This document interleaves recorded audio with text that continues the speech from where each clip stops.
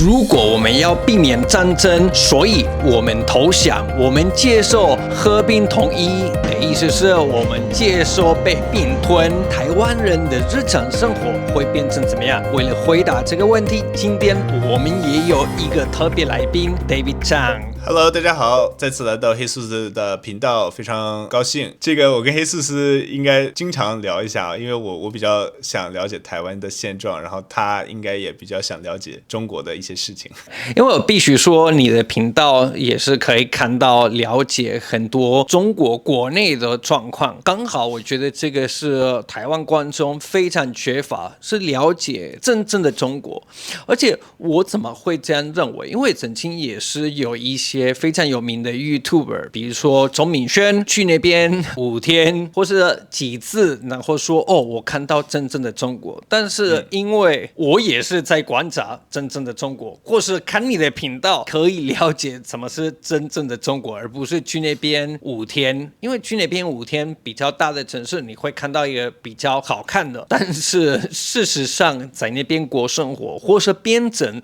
中華人民共和國台灣省，會有怎麼樣的生活，我覺得是完全不一樣。所以我想要跟你聊一些我常聽到的一些說法，例如如果我不管政治，我不討論政治，我不亂講話，我就會安全。你認同這個說法嗎？我不認同因為很簡單大家回顧一下2020年就是疫情期間在大陸發生的事情。其實在大陸當時很多人他都沒有參與任何政治，他只是就是因為患了新冠而被在他整個樓他就被封鎖掉了，然後可能是封鎖1個月。其實有很多的老人在那時在他們自己的房間裡，就是因為被封鎖，不幸封鎖的這个消息但是普通人你想一想，上海被封了1個月，然後很多的城市幾乎全大陸都被封過。在那種情況下，你說我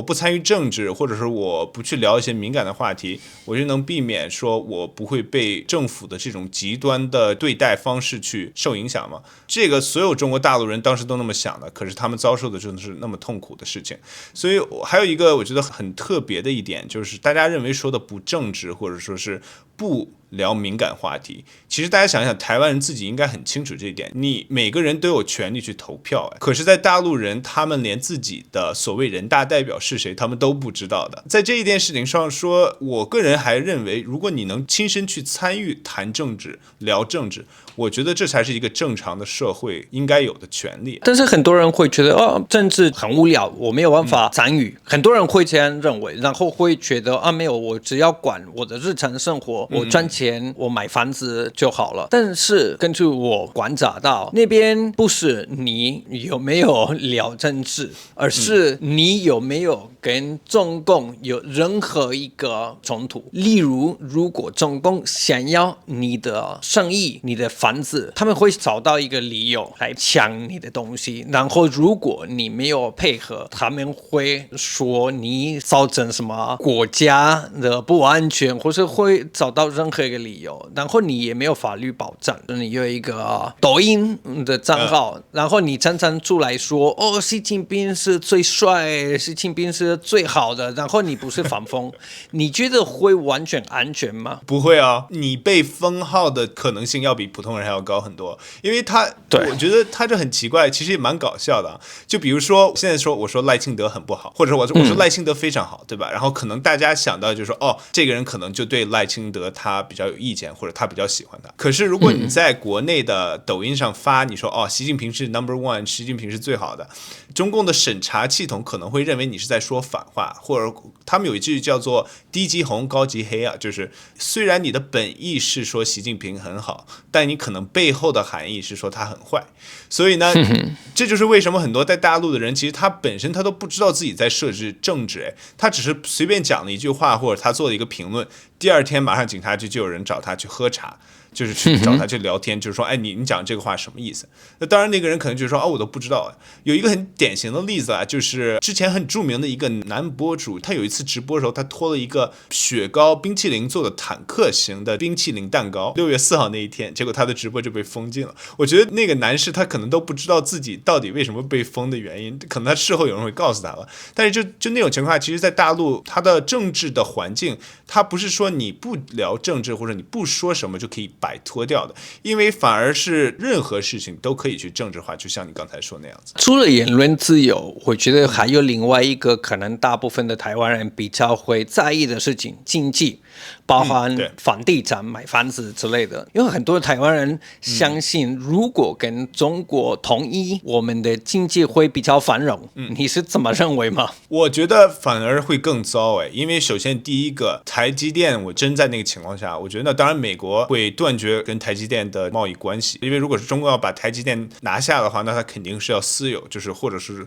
國有化嘛。那這種情況下，當然我覺得台灣本身的一個很核心的貿易就會丟失。很多人覺得說，哦，我跟大陸貿易通了，買房子可能會便宜啊，因為有很多人現在在網上說，中國大陸90%人都擁有房子、房地產這樣的。可是我今天其實我還要準備一個視頻，我搜集了有大概10幾個視頻，都是中國的所謂的住宅擁有者，他們叫做業主，他們抱怨的這種所謂叫爛尾樓的情況，建一半的大樓它就不見了，什麼沒有電梯啊、水電啊這樣子。但是政府它這個也算是它這個90%的這個所謂擁有地產或者是房產的權利的這幫人都在算在這裡面啊。現在我不知道台灣有沒有這種情況啊，但我知道大陸非常普遍的這個爛尾樓的情況。還有一個就是可能是大陸的薪水很高啊，台灣的薪水相對低，那是不是我們有貿易以後，可能就台灣的總體經濟也會增長？可是其實你知道嗎？很多人在大陸，他們其實很羨慕台灣，就包括在奶茶店打工的人，因為在台灣普遍的薪水要比大陸高很多。因為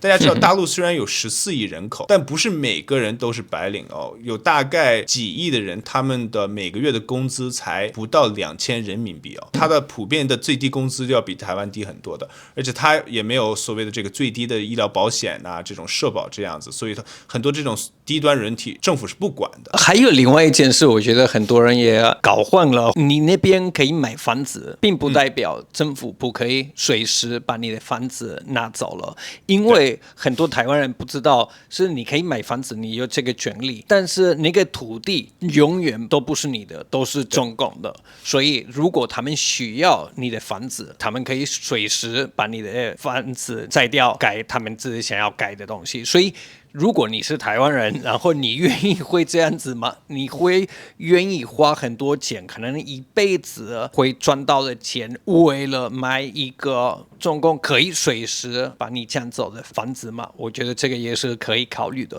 然後你剛剛講到另外一個也是蠻重要，健保。我覺得大部分的台灣人對健保算是好的印象，還算好。你覺得在中國健保或是醫保，他們說醫保系統會有哪一些問題？其實你去抖音搜的話，你經常會搜到一些中國的這種很獨特的現象。這個人什麼看不起病啦，醫院不給治，很多老人他們可能會得一些長期的這種病啊，本身他過了那個年代就比較窮嘛，渾身有很多疾病，他們就自己到自己那種田地裡面去喝農藥就自殺，自己決定放棄生命這樣子，因為他们不想連累他們的兒女。就是我剛才說的，就是中國現在他對醫療保險，因為他的人口特別多嘛，他呢，如果你是政府部門或者是黨的內的這個工作人員，當然你是有很好的這種醫療保險，但如果你是這種低端人口的話，低收入這樣子的話，其實他是沒有那種國家性質的醫保的。其他國家的醫療保險是我先花2000塊錢，之後的所有錢都是保險公司付，